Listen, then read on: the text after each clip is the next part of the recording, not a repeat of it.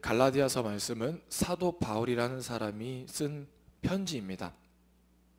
사도 바울이라는 사람은 원래는 바리새인으로서 예수님을 핍박하고 예수 믿는 사람들을 옥에 가두던 사람이었습니다. 또한 뿐만 아니라 스데반 집사님께서 순교하실 때에도 그 스데반 집사님이 돌에 맞아서 소천하셨는데 그때에도 그것을 옹호하고 그것을 선동했던 사람이 바로 사도 바울이었습니다.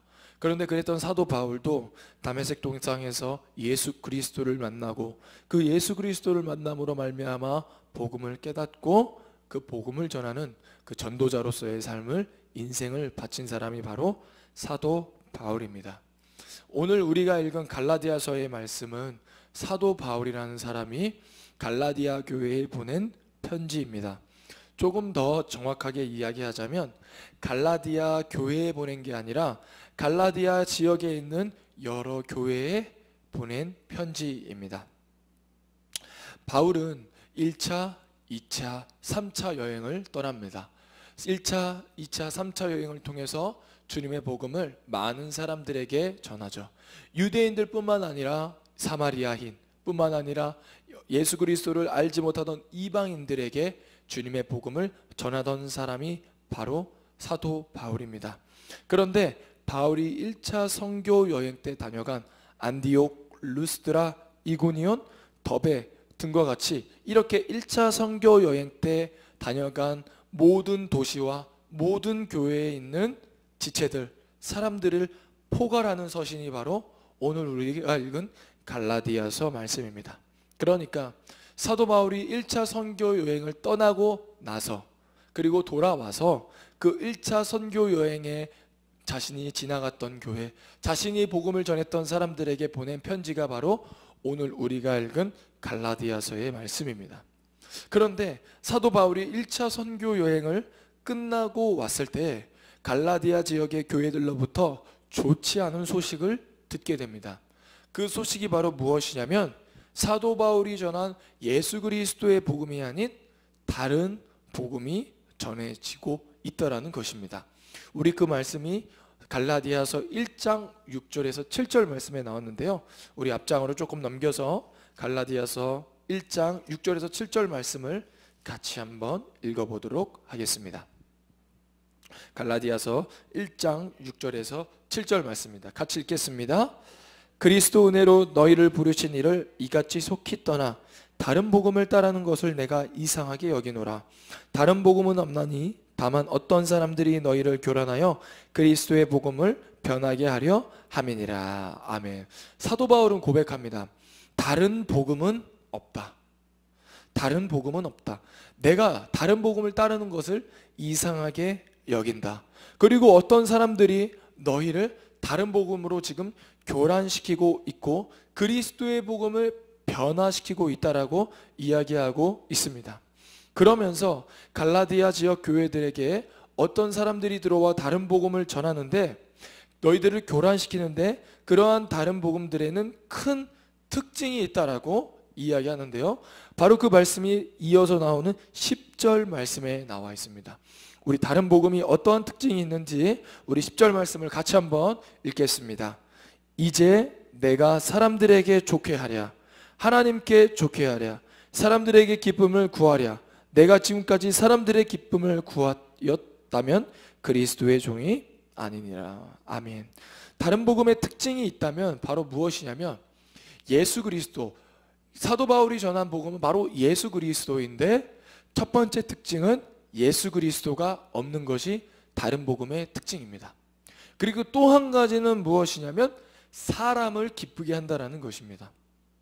진짜 복음은 사람에게 생명을 주고 하나님을 기쁘시게 합니다.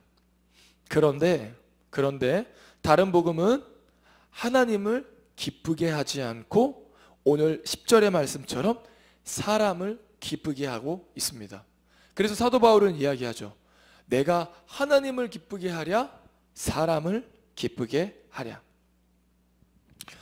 다른 복음의 특징은 예수님이 없고 두 번째는 사람을 기쁘게 한다라는 것입니다. 그렇다면 이 갈라디아 지역교회, 갈라디아 지역 교회에 들어온 다른 복음은 어떤 것이었을까요? 오늘날에도 다른 복음들이 있지 않습니까? 신천지라든지 여호와의 증언이라든지 이런 제7일 안식교라든지 이렇게 다른 복음들이 있습니다. 이단이 있습니다. 그렇다면 이 갈라디아 지역, 사도 바울이 1차 선교행을 다녀와서 주님의 복음을 전했는데 그 주님의 복음을 전했던 그 교회들에게 들어갔던 다른 복음들은 어떤 것이었을까요? 첫 번째는 바로 유대주의였습니다. 예수님을 믿고 예수님의 복음을 듣고 믿었던 사람들이 다시 유대주의로 돌아가는 것입니다. 그리고 두 번째는 뭐였냐면 예수 그리스도의 복음을 잘못 이해하는 거였습니다. 어떻게 잘못 이해했냐면 예수님이 이 땅에 오셔서 우리의 죄를 사해 주셨기 때문에 우리의 죄를 사해 주심으로 말미암아 우리가 자유를 얻었기 때문에 우리의 삶이 이제 방종해도 상관없다라는 교리입니다. 그러니까 첫 번째는 유대주의, 두 번째는 우리가 죄에 사함 받았으니까 이제 우리는 방종하는 삶을 살아도 된다, 마음대로 삶을 살아도 된다라는 그런 다른 두 가지 복음이 갈라디아 지역에 들어왔다라는 것입니다. 유대주의들은 유대 종교 지도자들을 기쁘게 했겠죠. 뿐만 아니라 주님의 복음, 그 복음으로부터 얻는 자유를 잘못 이해했고 그것을 전파했던 이단, 다른 복음을 전했던 사람들은 바로 예수 그리스도를 믿는다고 하지만 아직까지 죄 가운데 빠져 거기서 나오지 못하는 사람들을 기쁘게 한 것입니다. 즉 하나님을 기쁘게 한 것이 아니라 이 다른 복음은 사람을 기쁘게 한 것이죠. 그래서 사도 바울은 다시 한번 복음을 정확하게 이 갈라디아 지역 교회들에게 편지를 통해서 이렇게 말하고 있습니다. 우리 1장 11절에서 12절 말씀도 같이 한번 읽어보겠습니다.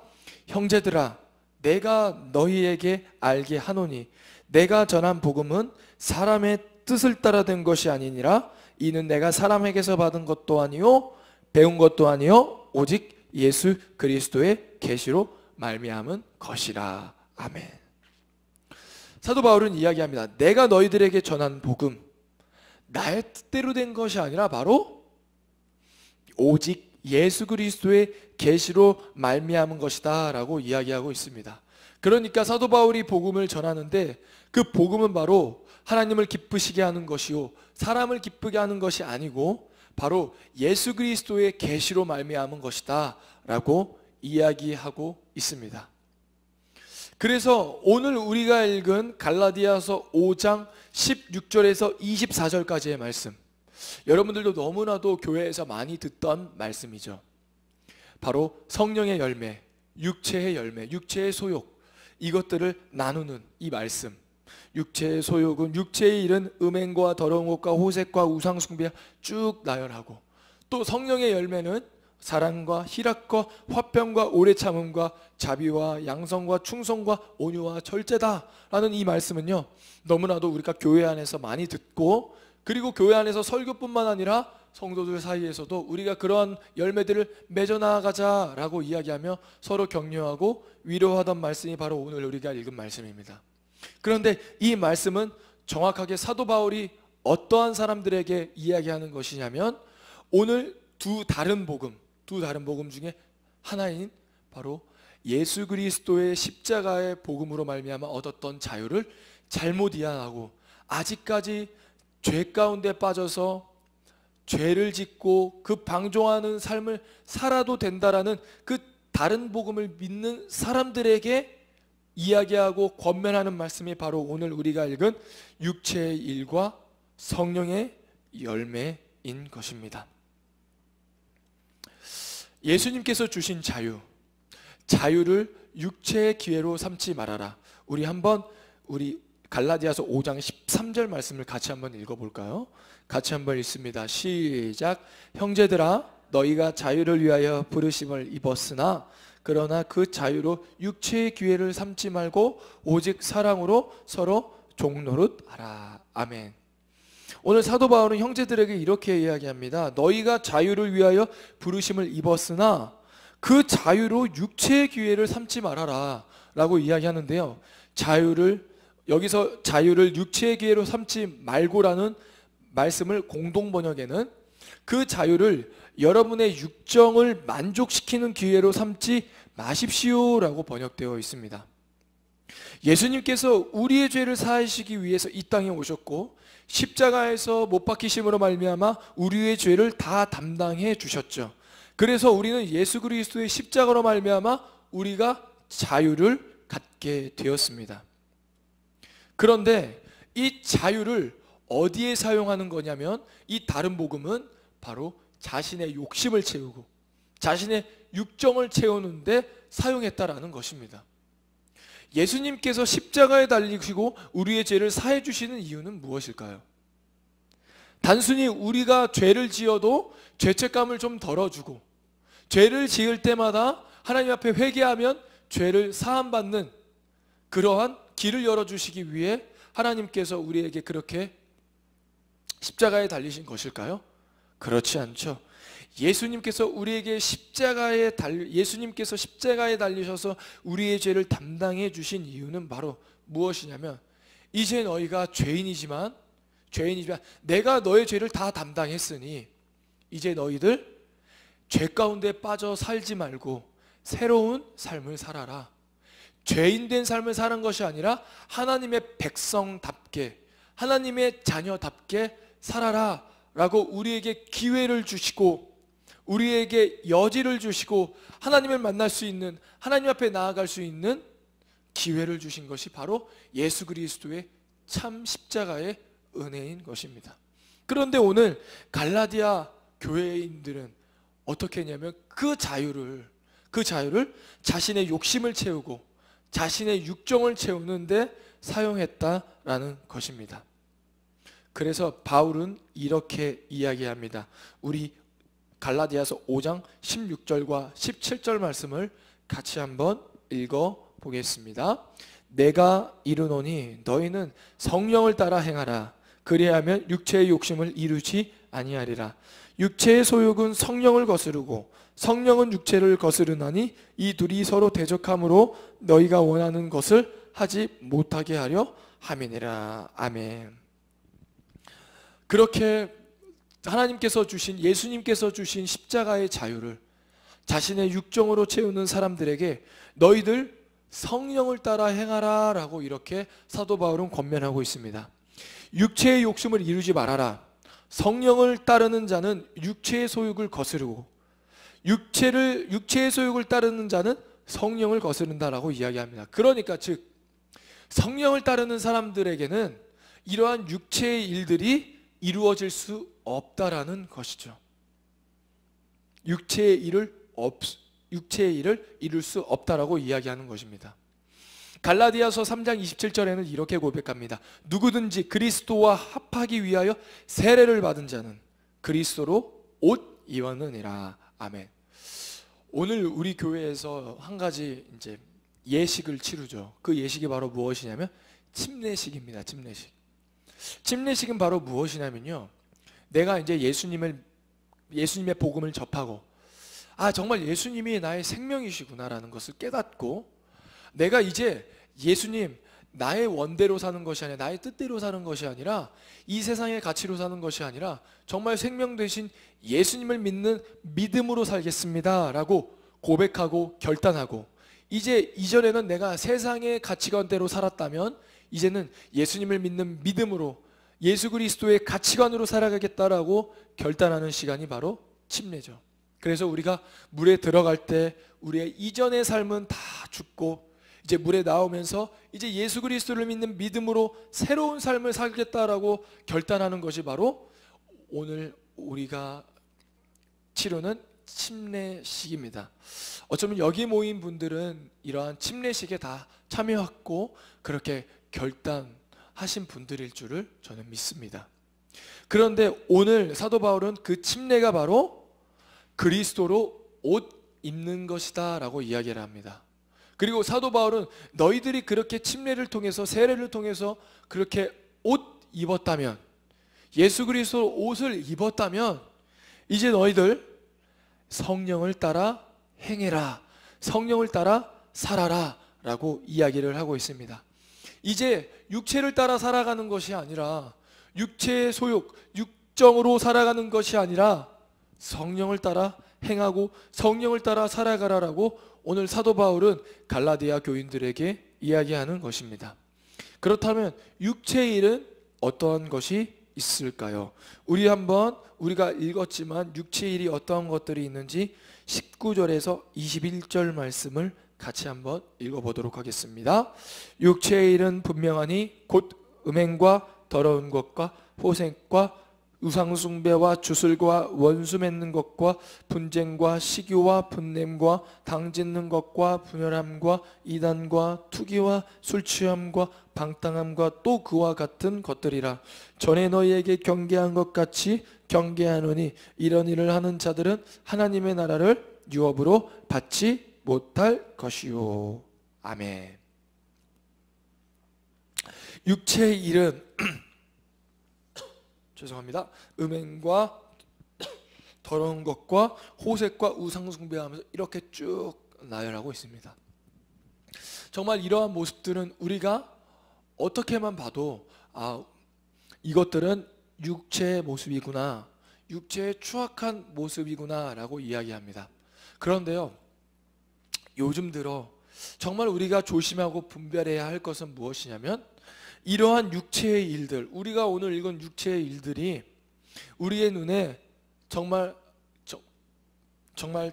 우리가 바로 알아볼 수 있도록 이렇게 추악한 모습으로 나오는 것이 아니라 성취와 노력과 열심이라는 단어 같은 매우 긍정적인 단어들로 사용되면서 우리를 이러한 일들이 우리의 욕심을 따라 살아간다는 것을 좀 잘 깨닫지 못하도록 하는 것 같습니다. 그러니까 그 단어 자체만으로 그것을 진정한 의미를 찾을 수 없는 그러한 시대 속에서 살아가고 있다는 것이죠. 더 중요한 것은 노력과 성취와 열심, 너무나도 좋지만 정말 더 중요한 것은 내가 무엇을 위해 그것을 하는 것이며 어떠한 방법을 이루기 위해 하는 것이냐라는 것입니다.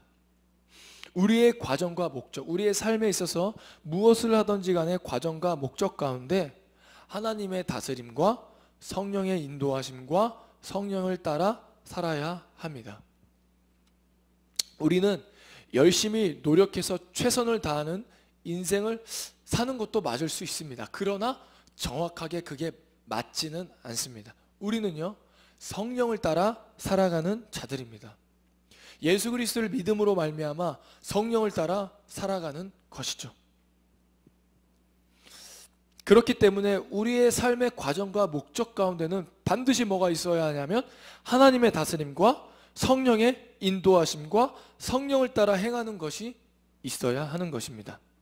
하나님의 길에서 벗어난 성취와 노력과 열심은 사실 욕심에 이끌린 삶이지 성령을 따라 살아가는 인생은 아닙니다. 그러면 우리가 계속해서 더 열심히 최선을 다해서 살아가지만 결국 우리의 욕심을 채우는 것이기 때문에 하나님과 멀어지는 삶을 살아가게 되는 것이죠. 그러나 성령의 인도하심을 따라 성령을 따라 살아가는 삶은 다릅니다. 바로 성령을 따라 살아가는 삶이 우리 22절과 23절 말씀에 나와 있는데요, 우리 같이 한번 읽어보도록 하겠습니다.